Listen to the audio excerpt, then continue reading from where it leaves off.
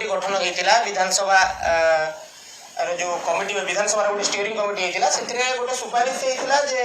कनिष्ठ शिक्षक मानक आरंभ नियमित करवा एवं से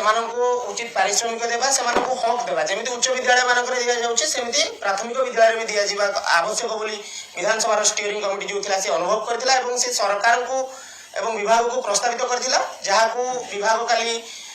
तार सबकि कार्य सारी सरकार को अनुमोदन करने तो से आम सरकार को जनाऊँ जे जो जुगान्तकारी पदक्षेप सरकार नहीं निहाती भाव दीर्घ दिन धरिकी जो व्यवस्था भितर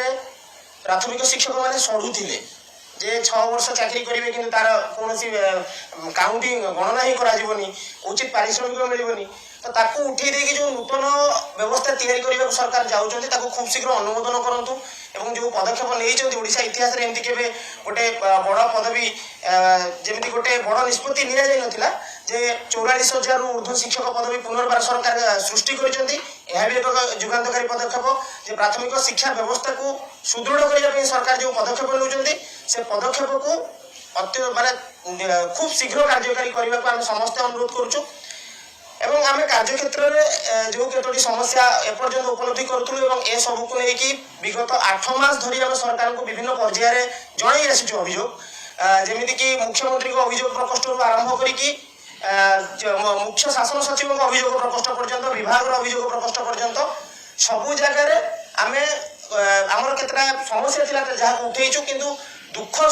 सहित कहवा पड़ुची से 8 मास होगला से समस्या एजाए समाधान है ना जे प्रथम गोटे आमको उच्च पूर्व जो मैंने कनिष्ठ शिक्षक भाव में कंट्राक्चुअल ठिकार थे से उच्च शिक्षा कर अनुमति थिला जिते आम समस्ते जॉइन भी करूँ से उच्च शिक्षा अनुमति मिलूला जो मैंने +2 करते +3 करें जो मैंने बीएड करने को चाहूले बीएड करें आ सबकि डिस्टेंस मोड में होता दूर निरंतर मध्यम होता किंतु दुखर विषय जे गत जो आम 24 मसीह ओसेपार एक लेटर इश्यू है जे आम समस्त को कौन प्रकार नो ऑब्जेक्शन सर्टिफिकेट बा एनओसी मिलिबो नाही जो कि आमको कौन भी अधिकारी जिला अधिकारी आमको एनओसी दौना जो कि विगत 2टी सेशन पलैगला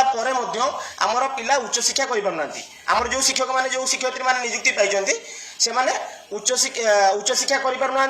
जो +2 पढ़ुते से +2 अच्छा एपर्यंत कौन कोर्स एडमिशन करना आगामी दिन में सबुठ बड़ समस्या भाव में उभाई इग्नो बीएड इग्नो जो आमर इग्नो जो यूनिवर्सिटी अच्छी से केवल दूर निरंतर शिक्षा माध्यम से कोर्स चली तो से जो बीएड अच्छी से आमर पाखापाखि 300 ऊर्ध्व छात्र छात्री भल प्रदर्शन करदी से एनओसी न मिले ताले से एडमिशन करेंगे ना गोटे शिक्षक जदि उच्च शिक्षित न हम से केवे पाठ पढ़े पार ना जी शिक्षित अच्छे ताठू अधिक शिक्षित हेल्ले अधिक भल पाठ पढ़ेब तेणु उच्च शिक्षा को जमी प्राथमिक शिक्षा व्यवस्था उच्छेद करवा यहाँ निहाती भाव कौटिना कौटी प्रशासनिक उदासीनता भितर पड़ जाइए तेणु आम सरकार को भी अनुरोध करुचु जे ए समस्यार समाधान हो आम सरकार को एक कहूँ आगामी 7 दिन भितर जदि ए समस्यार समाधान न हुए ताले आगामी दिन में संघ आंदोलनात्मक पंथा आपणई पारे आउ द्वितीय जो